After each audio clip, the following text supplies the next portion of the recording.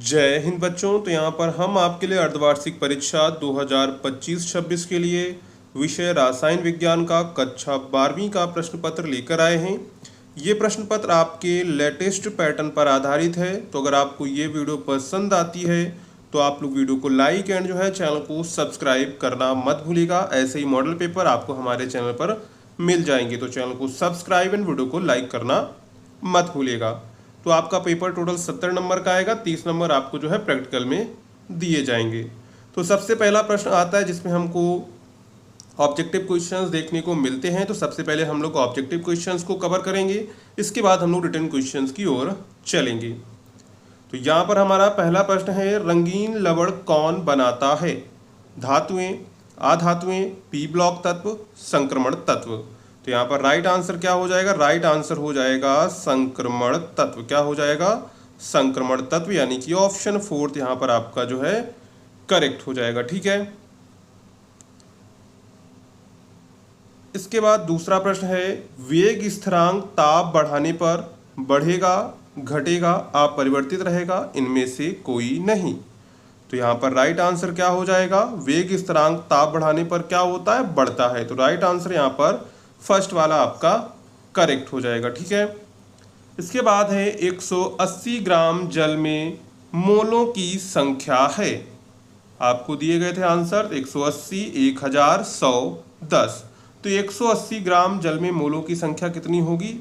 10 होगी, यानी कि राइट आंसर यहाँ पर आपका जो है फोर्थ वाला करेक्ट हो जाएगा। ठीक है, इसके बाद है, निम्न में से कौन टिंडल प्रभाव प्रदर्शित नहीं करता है? दूध, रक्त, पायस, चीनी का विलयन। तो यहाँ पर राइट आंसर क्या हो जाएगा? राइट आंसर ऑप्शन 4 हो जाएगा, चीनी का विलयन।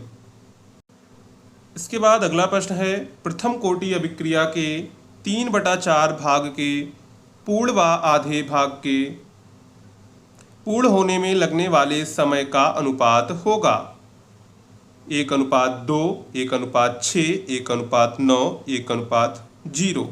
तो यहाँ पर राइट आंसर हो जाएगा 1:2। इसके बाद अगला प्रश्न है, कौन सा तत्व कॉपर के साथ मिश्रित होकर पीतल बनाता है? Lead, silver, zinc, antimony. तो यहाँ पर राइट आंसर क्या हो जाएगा? राइट आंसर हो जाएगा जिंक। ऑप्शन नंबर यहाँ पर आपका जो है थर्ड वाला यहाँ पर करेक्ट हो जाएगा। ठीक है, इसके बाद आ जाते हैं दूसरे प्रश्न पर। तो यहाँ पर दूसरे प्रश्न में हमारा पहला प्रश्न है, एथिल अल्कोहल तथा जल के मिश्रण में भारानुसार 54% जल है। इस मिश्रण में अल्कोहल का मोल प्रभाज क्या होगा? तो यहाँ पर आपको क्या करना है? यहाँ पर आपको एथिल अल्कोहल का जो है मोल प्रभाज निकालना है। जब आप लोग इसको निकालेंगे तो इसका राइट आंसर आएगा 0.25। कितना आएगा? 0.25 आएगा। ठीक है,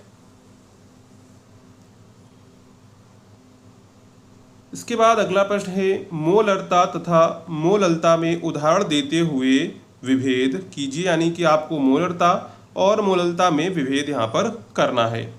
इसके बाद है, अभिक्रिया के वेग पर ताप तथा सांद्रता के प्रभाव को स्पष्ट कीजिए, यानी कि अभिक्रिया के वेग पर ताप का क्या प्रभाव पड़ता है और सांद्रता का क्या प्रभाव पड़ता है, उसके बारे में यहाँ पर आपको लिखना है।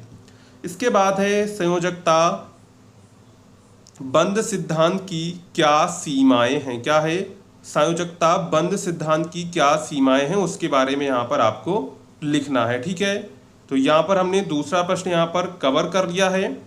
ठीक है, इसके बाद चलते हैं अगले प्रश्न पर। अगर आपने अभी तक भी वीडियो को लाइक नहीं किया है तो वीडियो को लाइक कर दीजिए और चैनल को भी सब्सक्राइब कर दीजिए। तो यहाँ पर हमारा तीसरा प्रश्न है। तीसरा प्रश्न क्या कह रहा है? विद्युत रासायनिक श्रेणी के 2 अनुप्रयोग लिखिए। क्या है? विद्युत रासायनिक श्रेणी के 2 अनुप्रयोग लिखिए। इसके बाद है, मोलर चालकता और तुल्यांकी चालकता को परिभाषित कीजिए। टिंडल प्रभाव किसे कहते हैं, उसके बारे में आपको लिखना है।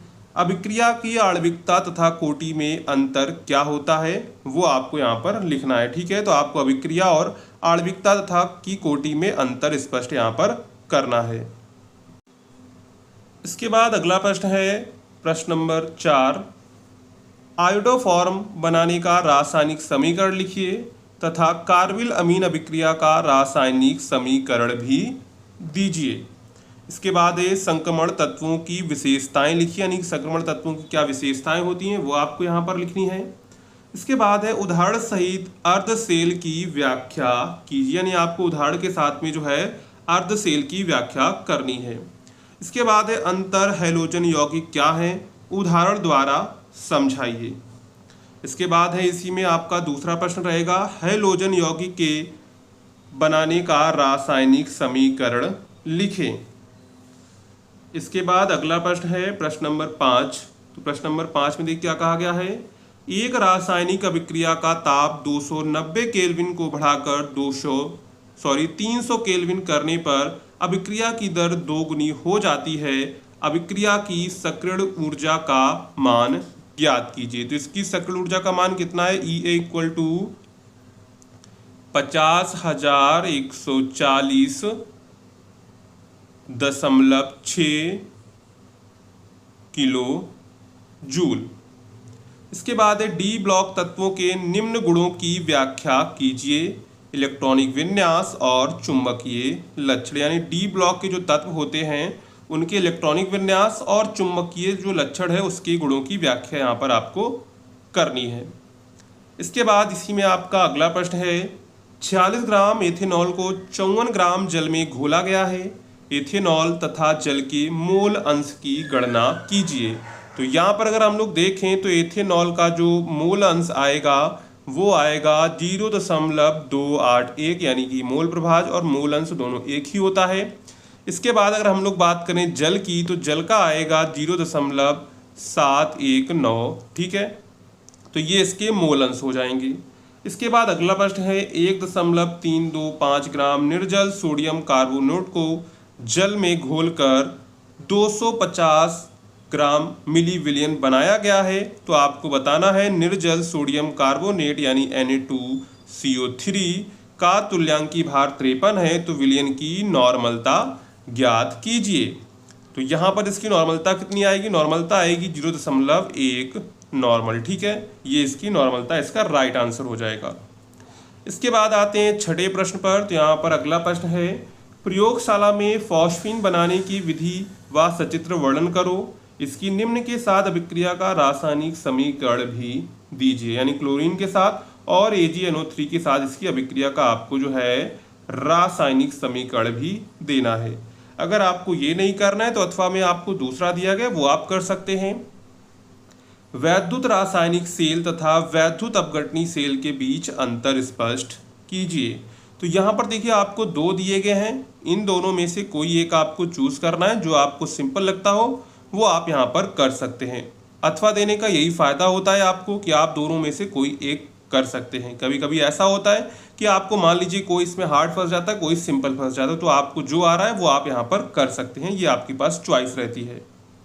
इसके बाद इसी में नेक्स्ट है, रासायनिक समीकरण देते हुए स्पष्ट कीजिए कि एथिल ब्रोमाइड से निम्न यौगिक कैसे बनाएंगे। एथिल अल्कोहल, एसिटिक अम्ल, नॉर्मल ब्यूटेन और जो है मीथेन। तो ये चीज़ें आप लोग कैसे बनाएंगे, आपको इसको रासायनिक समीकरण देते हुए स्पष्ट करना है। इसके बाद अथवा में अगर आपको ये नहीं करना है तो आप नीचे वाला कर सकते हैं, निम्नलिखित पर संक्षिप्त टिप्पणी लिखिए। आपको विलियमसन संश्लेषण अभिक्रिया लिख सकते हैं, उस पर आपको टिप्पणी लिखनी है। एल्डोल संघनन पर आपको टिप्पणी लिखनी है और इसके बाद जो आपका कोलराउस नियम होता है उस पर आपको यहाँ पर टिप्पणी लिखनी है। तो ये आपको तीनों करने रहेंगे, या फिर आप ऊपर वाला करिए या फिर ये नीचे वाला करिए। तो जो आपको आता है वो आप यहाँ पे कर सकते हैं। और यहाँ पर हम जो भी क्वेश्चंस करा रहे हैं वो आपके एग्जाम के लिए इंपॉर्टेंट है, तो इन्हें आप जरूर देख लीजिएगा और आपके बुक में जो भी अभिक्रिया है उनको भी आप अच्छे से तैयार कर लीजिएगा। इसके बाद अगला प्रश्न है, फिनॉल से बेंजीन तथा पिक्रिक अम्ल कैसे प्राप्त करेंगे। रासायनिक समीकरण देते हुए व्याख्या कीजिए। अगर आपको ये नहीं आता है तो अथवा में आपको दूसरा दिया गया है, उपसंयोजी यौगिकों में आयुपेशी पद्धति में नामकरण पर टिप्पणी लिखिए। तो यहाँ पर आप क्या कर सकते हैं, इन दोनों में से कोई एक यहाँ पे आप चूज कर सकते हैं। जो आपको आता है, जो आपको सिंपल लगता है वो यहाँ पर आप चूज कर सकते हैं। इसके बाद इसी में आपका अगला दिया गया है, सिद्ध कीजिए कि प्रथम कोटि की अभिक्रिया को 3/4 भाग पूर्ण करने में लगा समय अर्ध अभिक्रिया को पूर्ण करने में लगे समय का 2 गुना होता है। ये जरूर आता है, ये सबसे इम्पॉर्टेंट डेरिवेशन है, तो इसको आप जरूर अच्छे से तैयार कर लीजिएगा, बार बार एग्जाम में देखने को मिलता है। अथवा में आपको दूसरा दिया गया है, क्या कारण है कि उत्कृष्ट गैसें रासायनिक रूप से निष्क्रिय हैं, इलेक्ट्रॉनिक विन्यास के आधार पर इसको समझाइए। और अगर आपने अभी तक टेलीग्राम व्हाट्सएप ग्रुप को ज्वाइन नहीं किया है तो उसे आप लोग जरूर ज्वाइन कर लीजिएगा। वहाँ पर आपको जो है इस पेपर की जो PDF वगैरह है व्हाट्सएप पर या फिर टेलीग्राम पर लिंक आपको डाल दी जाएगी, तो आप लोग वेबसाइट से डाउनलोड कर लीजिएगा। तो आप लोग टेलीग्राम व्हाट्सएप ग्रुप को अपडेट कर लीजिएगा, ज्वाइन कर लीजिएगा। ऐसे ही PDF की लिंक डाली जाएगी तो वहाँ से आप लोग डाउनलोड कर लीजिएगा, ठीक है। तो ये हमारा क्लास 12 का केमिस्ट्री का हाफ ईयरली क्वेश्चन पेपर हमने यहाँ पर डिस्कस किया हुआ है। इसी पैटर्न पर आपका जो है हाफ ईयरली का क्वेश्चन पेपर आने वाला है, तो आपको इसी तरह अपने हाफ ईयरली एग्ज़ाम की प्रिपरेशन करनी है। अगर आपका कोई डाउट है तो आप लोग कमेंट करके ज़रूर बताइएगा, और आपने अभी तक वीडियो को लाइक नहीं किया तो वीडियो को लाइक कर दीजिएगा और चैनल को भी सब्सक्राइब कर दीजिएगा। मिलते हैं अगले वीडियो में।